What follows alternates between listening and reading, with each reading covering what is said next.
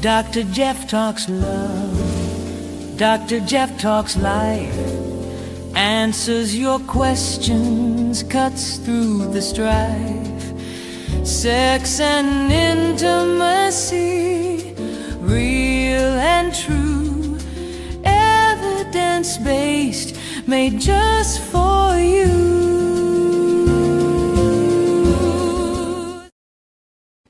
Hello, and welcome to Dr. Jeff Talks About Sex and Intimacy, where we explore the science, the stories, and the human side of connection.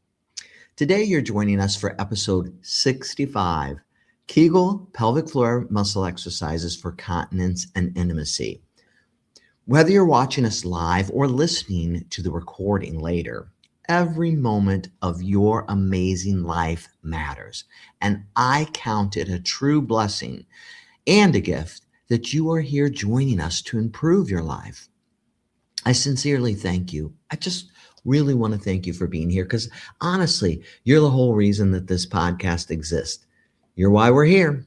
We're connected across so many platforms. We're on Facebook, we're on YouTube, we're on LinkedIn. If you're joining us on X, and you want to submit a question, hop over to YouTube, LinkedIn, Facebook, one of the others, StreamYard, and you can interact directly with us. If you are a Facebook person, please put us in your favorites, because the more people who are followers on Facebook, if you're a follower, the more we can do on Facebook. So please follow us on Facebook. Visit the website. We have had so many amazing guests on the show, over 50 different people, experts in the field of sex and intimacy. You can watch all the previous episodes. You can pull up the calendar and see what's coming up next. So go to the website to find out more. You can take us with you. We are streaming live. We are streaming wherever you are, whether you listen to us live or the recording. We are on Spotify, Amazon Music, iHeartRadio. Take us when you work out. Take us on your road trips. Dr. Jeff Talks About Sex and Intimacy is on the go with you. As always, I would just like to take a moment to remind you that everyone is welcome here. Whatever your sexual orientation, your gender identity, or your relationship style, I'm just so grateful that you're here, and this space is for you. The mission of the podcast, it's really simple. It's to empower and enlighten you with the scientific-based information you need to improve your sexual health, to deepen your relationships, so you can live your one miraculous, wholehearted life with more love. That's our goal. Today's episode, I'm really excited about it. It focuses on something that's often overlooked, yet incredibly powerful when it comes to both physical function and intimate well-being: pelvic floor muscle health. Some people refer to them as Kegels because Dr. Kegel developed them way back in the 1950s. Some people pelvic floor exercises, but a lot of questions occur around this, whether it's improving your bladder control, enhancing sexual function, or rebuilding confidence after medical treatments or life changes. The pelvic floor plays a central role in so many of these things. Yet many people are either unsure, how do I engage these muscles correctly? Or they don't realize how deeply they impact intimacy, pleasure, and quality of life. So joining me today is one of the leading experts, my friend and colleague, Dr. Diane Newman. I'm so excited to have her on because she is the person, the go-to person about Kegels and pelvic floor exercises. And we did a previous episode last year on this, and so many people are interested that I asked Dr. Newman to come back, and she's been on the show before as well, and specifically talk about this topic, which you have been asking about. She brings decades of clinical insight and research to help us better understand how pelvic floor muscle exercises, commonly known as Kegels, named after Dr. Kegel, can be used effectively and safely. Now, if you weren't here for previous episodes with Dr. Newman, she is a doctor of nursing practice, a fellow of American Academy of Nursing, a board-certified pelvic floor muscle dysfunction specialist. She's internationally recognized, trust me, for her expertise. I have been around the world, and Diane is everywhere when it comes to urology, bladder health, and the pelvic floor. So, particularly in areas of urinary incontinence and pelvic floor health, overactive bladder, post-prostatectomy, cancer rehabilitation. And she serves as an adjunct professor of urology and surgery and has been a leader. I can tell you she is a true leader in educating both clinicians and patients on evidence-based approaches to pelvic floor muscle training. Wow, Diane is a prolific author, a prolific educator, and she has done amazing research to advance the practice of urology. And so Dr. Newman has published extensively in peer-reviewed journals, and she's a sought-after speaker worldwide, spoken all over the world. Her work has been instrumental in helping patients regain continence, restore function, and improve quality of life, including the often overlooked connection between pelvic health and sexual intimacy. I could not be happier to welcome my good friend and colleague and expert in this field. I can't think of anybody better than you, Dr. Diane Newman. Welcome. Thanks so much, Jeff. That was such a wonderful introduction. And, you know, Jeff and I have been colleagues now for many, many years in the field of urology, and he's right. A lot of these urologic problems people don't want to talk about, and this is one of them, right, Jeff? As far as am I gonna lose bladder control? Am I gonna leak when I'm having sex, when I'm with a new partner, or with my established partner? It's so embarrassing, and it's an area that's really hidden. People do not even talk to their closest individual who they may be sexually active with. And that's really a shame. So I appreciate you educating our audience, you know, about this topic. That's okay. Mm-hmm. Well, I'm really excited for this subject, definitely, because and that's what we do here on Dr. Jeff Talks About Sex and Intimacy. And I know you have some amazing educational podcasts as well. And our goal is just to pull these things out of the closet and help you understand them, listeners. So I can't wait. I'm ready. I'm going to hand this over to you. It's all you, Diane. Okay, I just want to make sure you can see my slides here, right?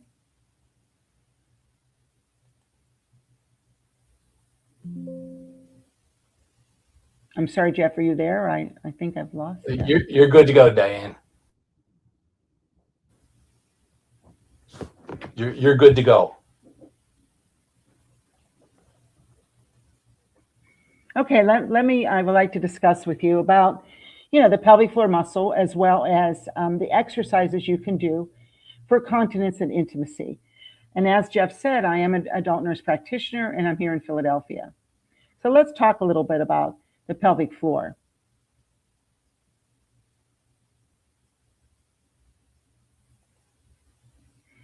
You know, urinary incontinence during sex is called coital incontinence. And this is leakage with penetration, which is referred to as stress urinary incontinence. And that can be due to a weak pelvic floor, poor urethral support, increased pressure from above. So during penetration during sex, it can put pressure on the bladder, causing that individual to leak urine. It often coexists with leakage with coughing, laughing, or exercising. We can also have something called urgency incontinence, which is when the bladder contracts when it shouldn't, and that can cause also incontinence during sex. Key drivers in women is pelvic floor muscle weakness, maybe from aging or childbirth, the fact that we lose estrogen as we go through menopause, and that area of the pelvic floor, the urethra and the bladder, needs estrogen. So a lot of times I'll recommend estrogen, transvaginal estrogen, as in creams or tablets, and that can actually make that area healthy and may also prevent any type of like urgency incontinence. We also have a hypermobility of the urethra, which means that it's not really in its place where it really supports and is helpful to prevent any leakage during sex. Now with men, we see post-prostatectomy leakage during sex, and that is when men who may have undergone prostate surgery for prostate cancer, that surgery is in the area of the urinary sphincter, and what can happen after sex, is with orgasm or with an erection, a man can leak urine during sexual activity. And that could be due secondary to the surgery because there may be damage to the urinary sphincter, or it could be during orgasm or arousal. I'll have men tell me that when I orgasm, I leak a few drops of urine. Another term that we use is climateria, which means urine leakage during climax. They may have daytime incontinence, men, after prostate surgery, and that could again be because of the area of trauma in the area of the sphincter and the base of the bladder. But some men, as they age, may also develop overactive bladder symptoms. Both men and women can develop those. And that could be that they develop urgency during sex.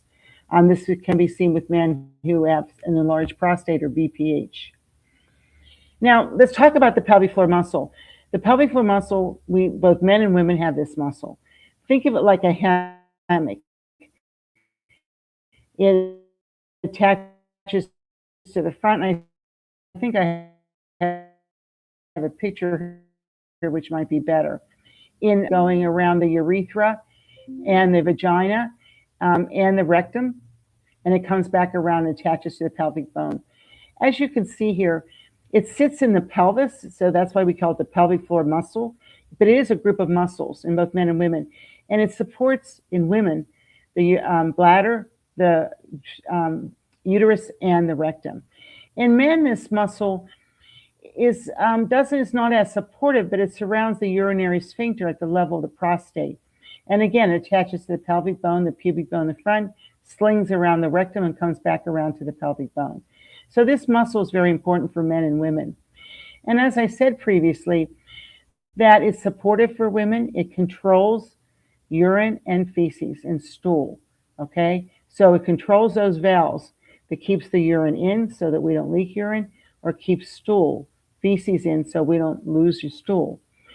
But it's also important for sexual function because it supports erectile tissues, enhances sensation. So it's really it keeps our core stability. So this muscle is very, very important in both men and women. Now, we have two types of fibers. We have what we call type 1 or type 2. Type 1 is slow twitch muscle fibers.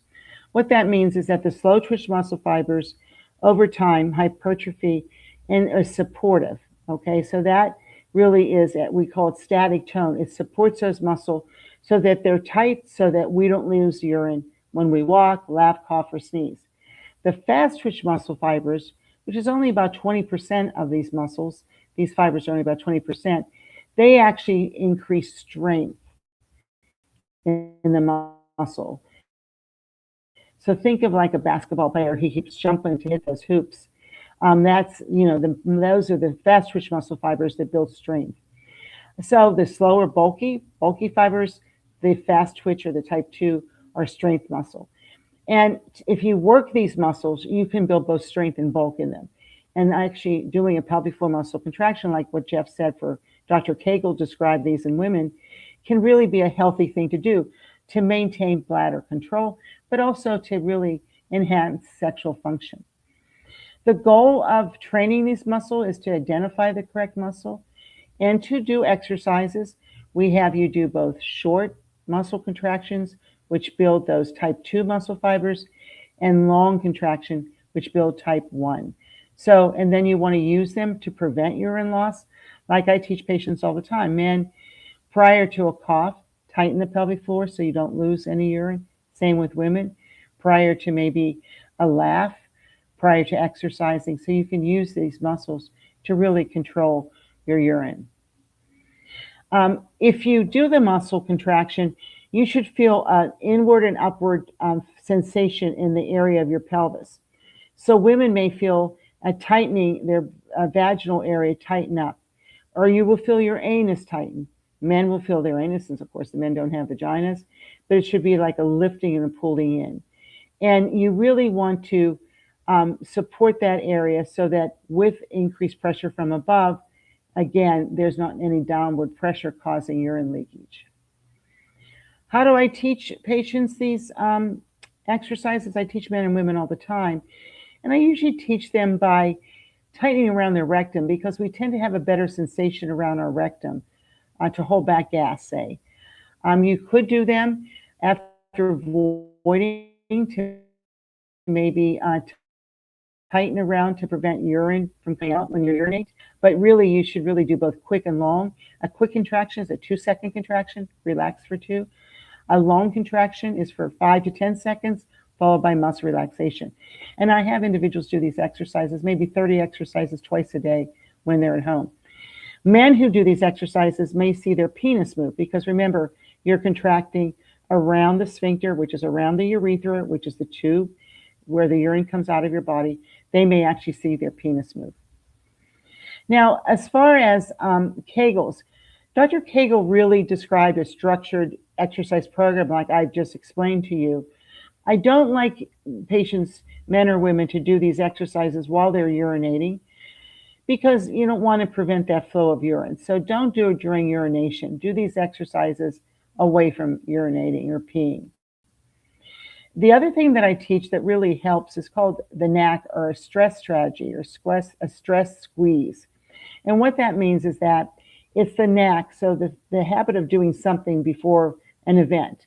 So if I find that I will leak urine with a cough, you want to contract the pelvic floor muscle before that cough. So you want to do that, tighten that pelvic floor, do that muscle contraction, and then cough. Or before lifting something. You know, I teach my male patients this who may have incontinence after prostate surgery, and I tell them, they'll tell me they leak urine during golf. And I'll tell them, well, hey, why don't you try to contract the muscle prior to a golf swing? And they always tell me, hey, you're worsening my golf game, Diane. But that's the concept.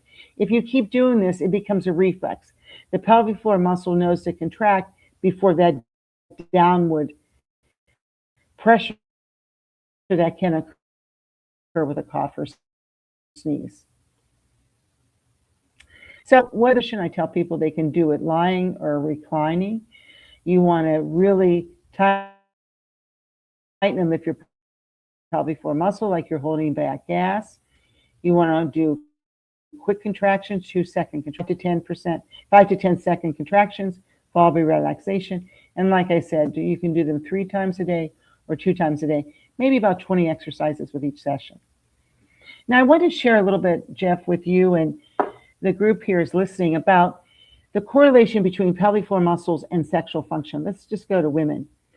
Women with stress incontinence, so they leak urine with laughing, coughing, sneezing, often experience reduced sexual function because that pelvic floor muscle is weak and they're embarrassed. They fear they're going to leak urine during intercourse. And actually, it diminishes your sexual drive, arousal, and satisfaction. And I have to tell you, women hide it all the time. They hide it from their really intimate partner. And that's really a concern. And they really avoid sex.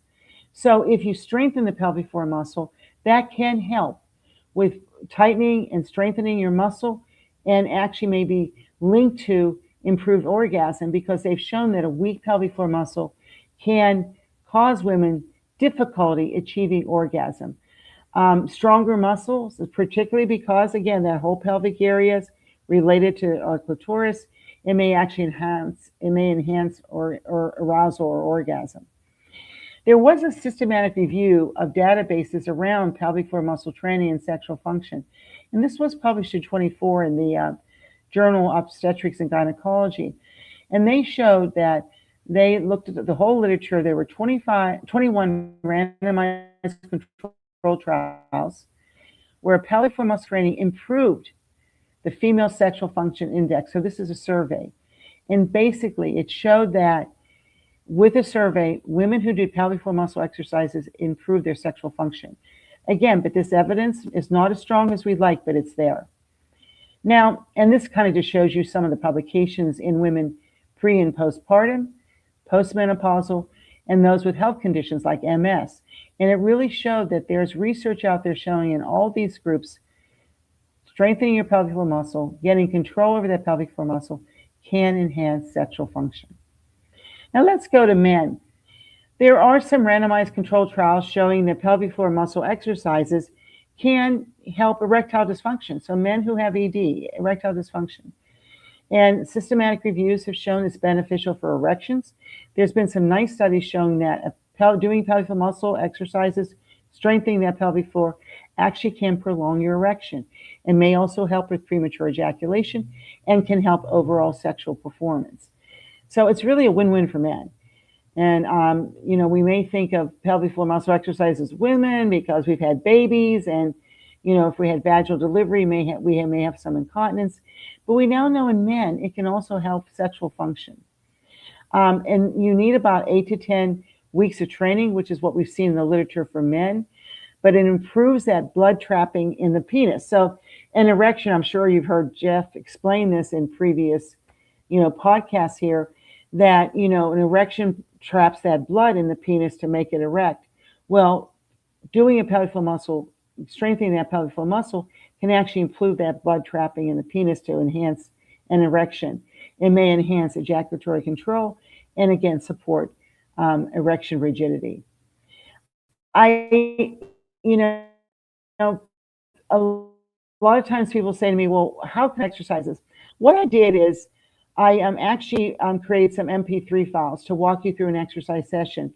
And if you go to Grand Rounds in Urology, or if you put your phone up to this QR code, you can go there and download one of the MP3 files. They're about 5 to 7 minutes in length, and you can download them and play them on your iPhone or your Android and actually do an exercise session.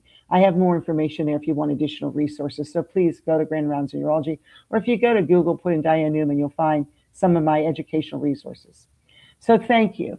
So Jeff, you want to have a little bit of discussion about this and talk more about, what people can do and what you've seen in your practice?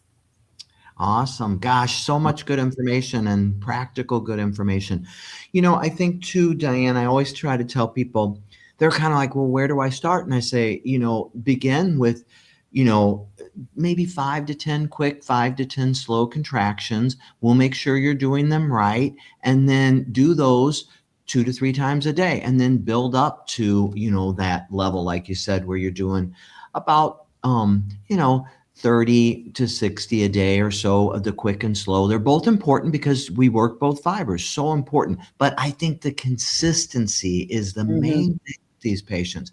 And you and I have both seen these exercises can transform lives. They've transformed many of my patients' lives, and I know they have yours patients too.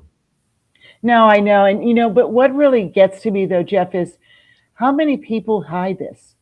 And they have strong relationships, whether it's with a husband or a wife or just a partner that they, and I say to them, well, I always ask, do you have any leakage or any problems with your bladder during sex? And then they'll tell me, yeah, I avoid it. Another group that I see really is women who are widowed and who are now trying to get back into, finding somebody, okay, and maybe having some, and they're so worried about it that they come to me and say, I have a new boyfriend or I have a new girlfriend and I'm really worried about this. Can you help me?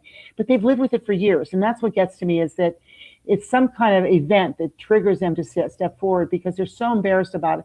And also they don't know who to go to talk to, right, Jeff? That's the other issue. Who do you go to? Who do you see that can help you? Definitely. That's so true. And, it's such an honor and a privilege to work with patients on these because they are life transforming. And like you said, the patients are embarrassed. They don't want anybody to know. And what's so great is they can help with so many different things: urgency, frequency, the stress incontinence, so many different urinary issues and sexual issues. So I think it can really be life-changing to learn to do these appropriately and to be comfortable with them. And it's not that difficult. I like the way you talked a little bit about, with my men, I always say, well, with all my patients, first off, I say, squeeze before you sneeze, right? And so squeeze before you cough, squeeze before you sneeze, squeeze before you lift, because it can make a difference and it can stop the leak from occurring. I think that's a central message that I always try to get across to my patients is squeeze before you sneeze, cough, or lift.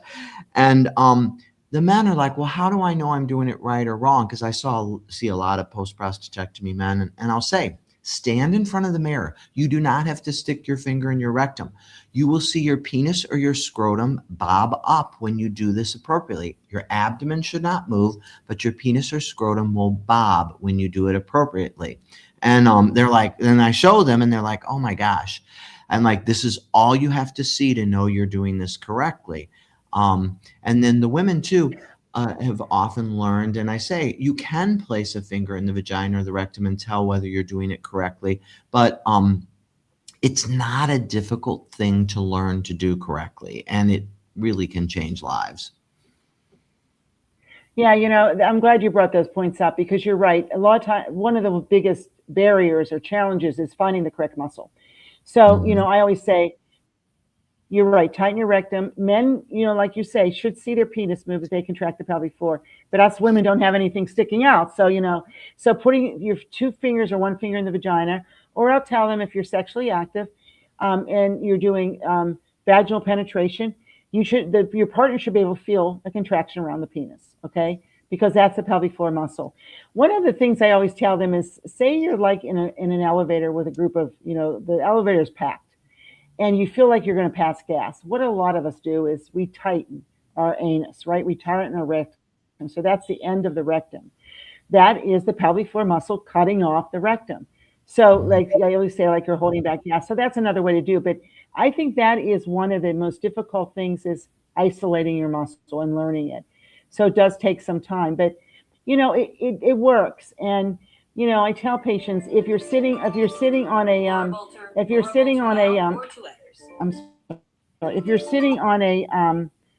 a chair, you really should feel your pelvis lifting up. Okay, so you should feel, if you're tightening the correct muscle, you should feel around your vagina pulling up, or your rectum pulling in, whether you're male or female, and that's really the pelvic floor muscle.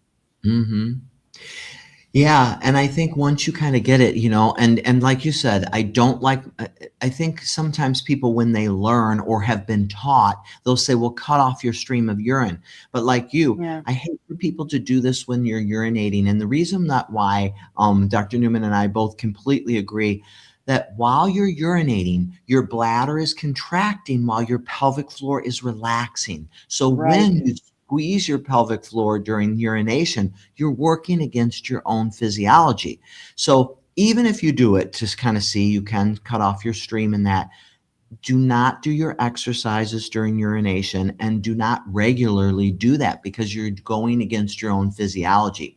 The reason that clinicians sometimes will tell you to try and cut off the stream is so that's the group of muscles we're talking about, the pelvic floor musculature, that does that. But as you're urinating, you need to let your body do its job. Your bladder will contract down, forcing the urine out, and your pelvic floor below will relax beautifully to let the urine flow. So let that happen. That's really important too. That's why when you tense during urination, or you're trying to squat above the pot, you're not able to urinate as freely, because your pelvic floor can't relax like it does during urination. So and you bring up another really important point, is that you're exactly right. You don't want to do it during voiding. It's not a good thing to do, because you want that bladder to empty. Now you brought up something else that men will say to me. They're worried that if they're leaking urine, their urine's going to harm their partner. Okay. And one thing I recommend is, if you're really first of all, I would not worry about that. But if you are, you could put a condom on, okay? And then that way, no one's going to be impacted by any urine leakage. So that's a good thing to try if you want. The other thing that's really important is make sure you urinate before sex. Make sure your bladder is empty, as empty as it can be, because that way then you're apt not to have as much leakage or have to go to the bathroom. The other concern that some people have too is they get urgency. And they'll say, well, in the middle of sex day, and I feel like I've got to go pee. Again, maybe you don't want to do some alcohol before sex. I'm saying to you, maybe, anything that might trigger you having to go to the bathroom. So think about that. So you may have to plan a little better. But I really stress, talk to your partner about it. Most people, depending on your relationship, don't really care. Okay. They're like, oh, well, so what? We're not talking. Sometimes it just drops, Jeff, right? Sometimes it's just a little bit. So, especially if that bladder is empty, it's not going to be a large amount of urine that comes out. And, talking about it, I think, is so very important. I think you are so right. And I know, listeners, that it can be embarrassing. I do understand that. But remember, urine in general, it's not going to, if it goes into a mouth, if it goes into a vagina, it's not going to cause problems in general. When you have some drops going in there or something like that, it's not going to hurt. And as you said, I recommend too, if you want to throw a condom over it, you can do that as well for your male patients. But in general, I tell them, don't worry about it. It's going to be okay. It's not going to hurt anything. There's not, people drink urine in the deserts and stuff to save their lives. You can drink urine. That's right, right. I I'm mean, not, I know. Yeah, I agree to 100%, but people think that it's such a terrible thing. You know, the other thing too is sometimes different positions might help. What I've sometimes told patients now, well, let's talk about, is there a certain position that you do during sexual intimacy that might be triggering this?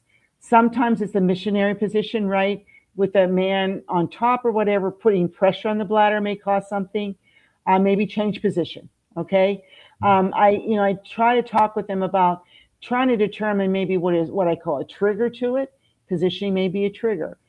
Like I said, drinking a lot before having sex may be a trigger. I don't know. Or having caffeine. Caffeine we know is a trigger. Alcohol we know is a natural diuretic. So that causes irritability. So think about all those things. But sometimes a changing position might really help. Okay, that, my female patients, I'll say, well, maybe on top, you being on top might be better as far as, because you're totally away from that bladder, really. No pressure on it at all. That might help. So that is also sometimes beneficial to think about positioning. so, we've been answering this question, but this question came in and I think it's perfect for what we're exactly talking about. For someone like me dealing with urinary leakage during intimacy or orgasm, what strategies beyond Kegels can help me feel more confident and in control? And I think you highlighted beautifully. Be sure you're not having any bladder irritants, which can be coffee or alcohol or even spicy food. Sometimes may or may not be for you in particular a bladder irritant. Empty your bladder right before sex. Those you've given some excellent points that I do with my patients as well. Any other thoughts or ideas for this listener? No, I think that, make sure you void, make sure you urinate before sex. Okay. Make sure that bladder's empty. I think that's really important because if the bladder is empty, it never empties to zero, but you should have just a little bit left in there, a couple, maybe an ounce or so. Then your it's not going to come out during sex. So that's another thing, is make sure you urinate. And like you say, Jeff, irritants that might be irritating, maybe cut down on fluids if you think you're having sex tonight or in the morning. If you're having sex in the morning, make sure you go to the bathroom before that, because that's going to be a large amount in your bladder. It may interfere with some of that intimacy or the mood or whatever, but that might be important. Again, if you're thinking about morning sex, hey, go to the bathroom before you have it. Yeah, I think those are some great tips. And then too, listener, most of all, just enjoy. It's supposed to be fun. It's supposed to be pleasurable, and there's no reason to get uptight. I know many people with these problems are very hypersensitive about the urine leak, about so many things to do with it, but it's not going to hurt anything. And so try your best to just relax and really enjoy the moment and be present in the moment. That can be really important too. And realize, this is so important, that you are not defined by urine leakage or incontinence. That's not who you are. Right, right. You are this beautiful sexual being, and you have incontinence or urine leakage problems. We've given you some strategies to deal with it, but it's not who you are. You're so much more than that. And hopefully that will build your Right. confidence back. Yeah, and that, you're really, Jeff, you're not alone. There are people that have this problem. There's no question. I had to tell you a story that it happened to me. It was a woman who was in her 30s. She'd had her second baby. Her daughter was, I think, 4 years old, and she wanted to get pregnant again. But she came to see me because she had some stress incontinence after the last child. And she said to me, and we're talking about it, and I asked her if she had, any leakage during sex. I asked that. It's part of my history. What about, first, are you sexually active? And then Yes. she said, well, not really. Not really, she said. And I said, well, why? She said, well, because, I'm really worried. I know I leak. And then we're talking about things, and then all of a sudden she tells me that she wanted to have another child. And I'm sitting there looking at her and I said, no, wait a minute. You're telling me you want to get pregnant again, but you're not having sex because you're worried about leakage. And I think there's a lot more women in that age group who've had children, who have stress incontinence after childbirth, who really avoid sex, Jeff, because of the issue, because they're so embarrassed and they don't talk about it. And I think that, I just, sometimes it astounds me, but it doesn't, because I think, it's such an incontinence, urine leakage is such an embarrassing thing. To then put it in with, I have this problem with sex and any kind of intimacy, I think it's just doubly embarrassing. Totally. But you're not alone. First off, right. As we get older, pretty much all of us have had some sort of leakage episode. It's going to happen. It's part of life. I always say, I'm a big hiker, and I always say, what do you do like on these trails, and there's other people on the trails and there's nowhere to go to the bathroom? Do you wear like, a pull-up or something? It's like, and then you get to a place of urgency. And now in my 60s with, men with our prostates and stuff, it's life. It's part of it. It can happen. So please, men or women out there, know you are not alone. Millions of people suffer with these issues, but there's no reason to suffer alone, because trust me, urine leakage, most of us have all been there or done it. It's happened, even I have my men who say, gosh, I keep a jug in the car. I keep, I try to do, They have all kinds of different things. I have patients who are like, I could tell you where every bathroom around Chicagoland is because I know where they are. I have to. So I really think it's so important for people to know that they're not alone, and that there's things that can help, like the pelvic floor exercises. Right. My other question that came in for you is for listeners who feel discouraged because they've tried Kegels before, pelvic floor exercises, and didn't see results. What might have been missing, and what would you suggest they do differently at this time?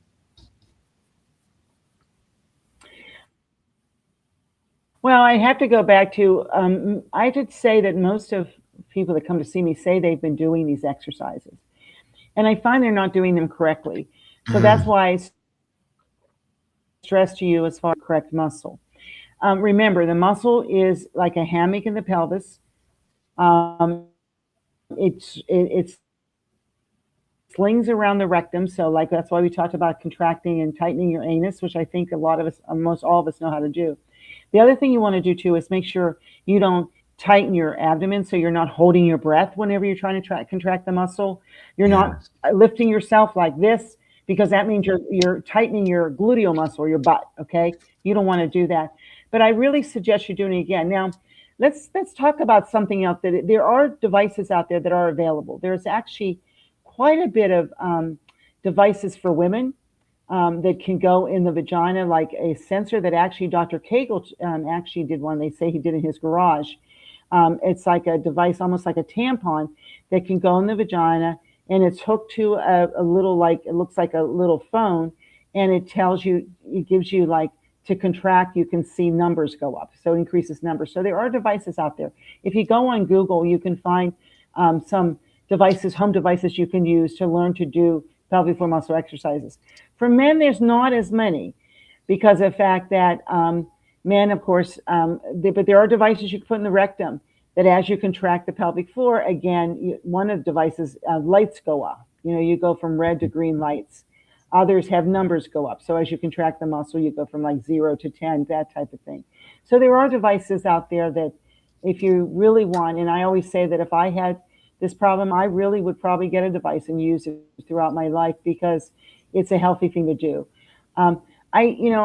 We do a lot of things, Jeff, with tightening and strengthening our muscles in the gym, right? So think of the pelvic floor muscle just like another training of a different muscle. You may do, lifts, you lift weights and that.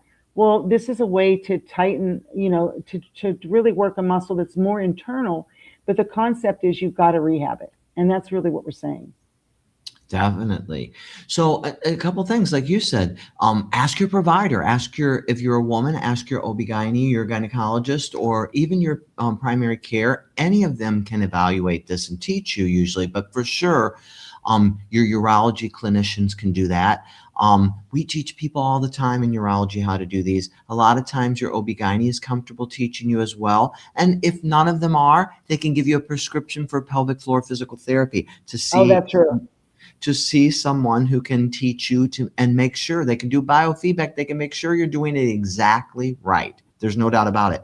And two, like you said, there's not as much for men. But remember, men, you can look in the mirror. You can see that penis and that scrotum bob up when you do it correctly. It just moves slightly when you're doing it right. So that's an advantage. And that may be why, you don't have so many devices. And remember, the devices are designed to go in the vagina. On men, they go in the rectum, and they can be really helpful too. But you can just ask your provider to help evaluate that for you. It's really easy to do. Or that if not, you can get a prescription for pelvic floor physical therapy. So much good information packed into this, really. So I hope people understand first and foremost that they're not alone, and then that these exercises may be a helpful thing for them to learn and do. And they can do them properly, and it can be life-changing. I'm going to go, as we do, to our closing centering exercise, and then when I come back, I'd like to just see if you have any final messages for our listeners, and we'll close out the episode. But as we do, I'm going to go to my closing centering exercise now. As we close today's episode, as we always do, I invite you to take a moment to reconnect with your amazing body in a gentle and in an intentional way. If you're able, sit comfortably or lie down, get in a comfortable position. Allow your shoulders to soften and take a slow, deep breath through your nose and out through your mouth. Continue that breathing pattern in your nose and out your mouth. Now bring your awareness as you breathe to your pelvic floor. The muscles at the base of your body. There's nothing you need to force here. Just a quiet noticing of those muscles. As you inhale, imagine the pelvic floor gently expanding and softening. As you exhale, gently engage those muscles as if you're subtly lifting or supporting from within. No strain. Don't hold your breath. Just a light, controlled contraction as you're doing your breathing. If you're sitting, as we said earlier, you'll feel that contraction occur. You'll feel the pelvic floor pull up and away from that chair a little bit. Continue this for a few more breaths. You can gently contract. You can do a quick or a slow one, whatever feels comfortable to you, or you can try both. Inhale. Exhale. Breathe through it. You should not hold your breath as you're doing your pelvic floor contractions and releases. Notice the rhythm. Notice the connection between your breath and your body and your pelvic floor. This isn't just exercise. This is awareness.